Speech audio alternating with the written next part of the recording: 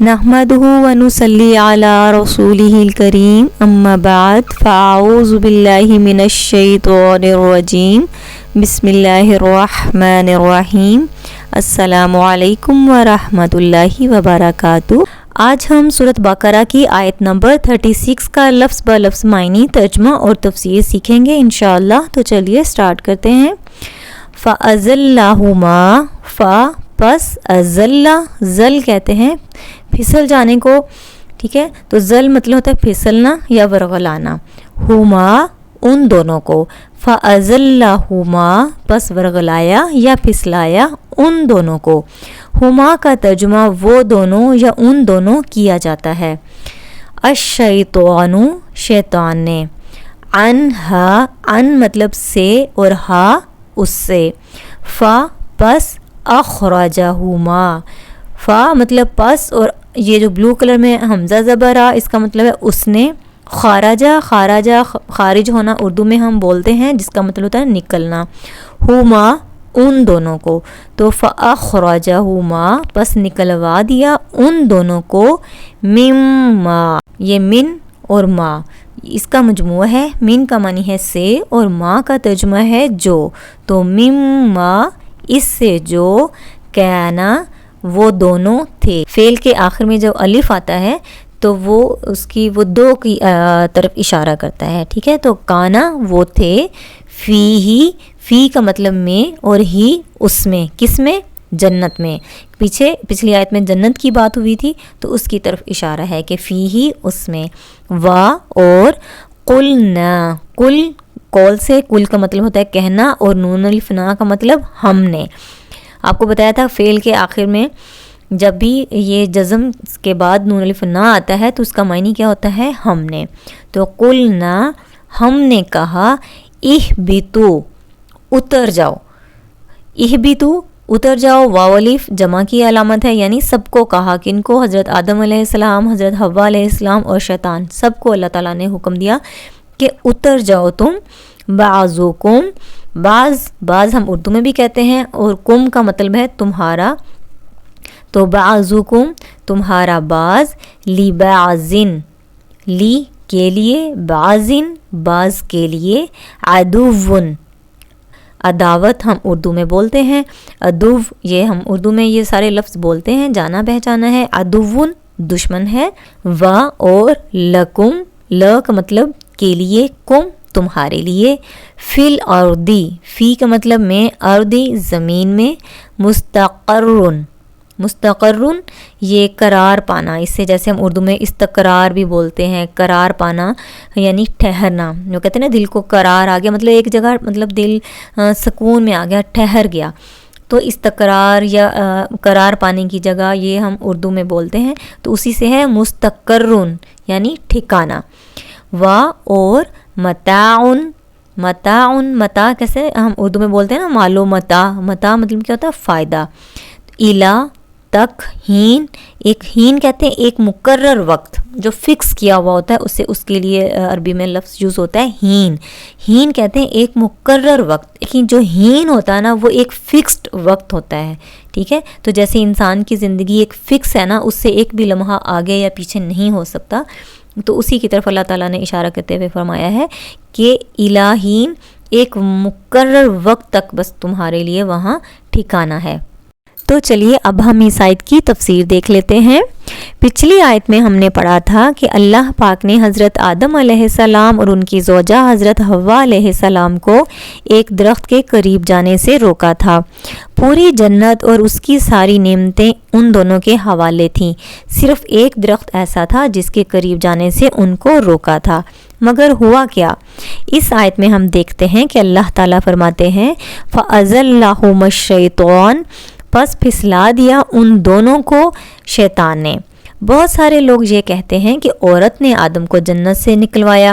لوگ کہتے ہیں کہ شیطان کے ورغلانے پر حضرت حوا نے ہی حضرت آدم علیہ السلام کو مجبور کیا تھا اس درخت کا پھل کھانے کے لیے، پھر ہی حضرت آدم علیہ السلام نے وہ کھایا، تو سارا قصور عورت کا ہی ہے۔ جبکہ آپ قرآن کے الفاظ دیکھیں کہ کیا ہے، قرآن میں ہے کہ فَأَزَلَّهُمَا ان دونوں کو پھسلایا یا ان دونوں کو ورغلایا، یعنی اس کا مطلب ہے کہ دونوں کو ایک ساتھ ورغلایا شیطان نے۔ اس میں یہ نہیں کہا گیا کہ حضرت حوا کو ورغلایا، اس میں کیا صیغہ استعمال ہوا ہے؟ دو کا، یعنی ہما کا مطلب کیا؟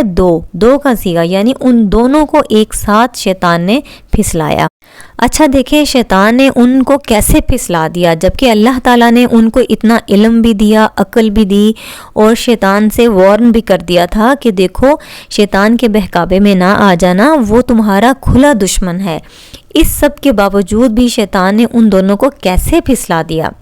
دیکھیں شیطان نے بہت چلاکی کے ساتھ ان کو ورغلایا۔ شیطان بڑی ٹرک کے ساتھ کھیلتا ہے، انسان کے پاس وہ اس کا خیرخواہ بن کر آتا ہے ہمیشہ۔ اسی طرح وہ حضرت آدم علیہ السلام اور حضرت حوا علیہ السلام کے پاس آیا اور انہیں کہا، تمہیں پتہ ہے کہ اللہ تعالیٰ نے تمہیں اس درخت کے قریب جانے سے کیوں روکا ہے؟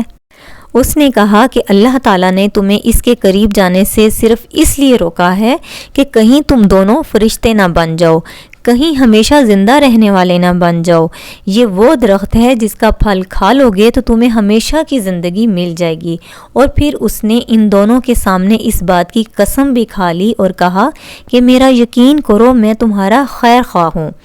اس طرح پھر اس نے ان کو بہکا دیا۔ یاد رکھیں کہ شیطان ہمارے پاس بھی ہمیشہ ہمارا خیر خواہ بن کر آتا ہے۔ وہ ہمیشہ ہمارے سامنے ہر برائی کو، ہر گناہ کو بڑا بنا سنوار کر پیش کرتا ہے،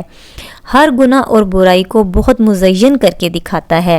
اور اس کے فائدے گنواتا ہے، اور پھر سٹیپ بائی سٹیپ ہمیں اس چیز کی طرف لے کر جاتا ہے۔ اسی لیے قرآن پاک میں یہ نہیں کہا کہ شیطان کی پیروی نہ کرو، بلکہ بار بار یہ الفاظ استعمال ہوئے ہیں کہ خطوات الشیطان،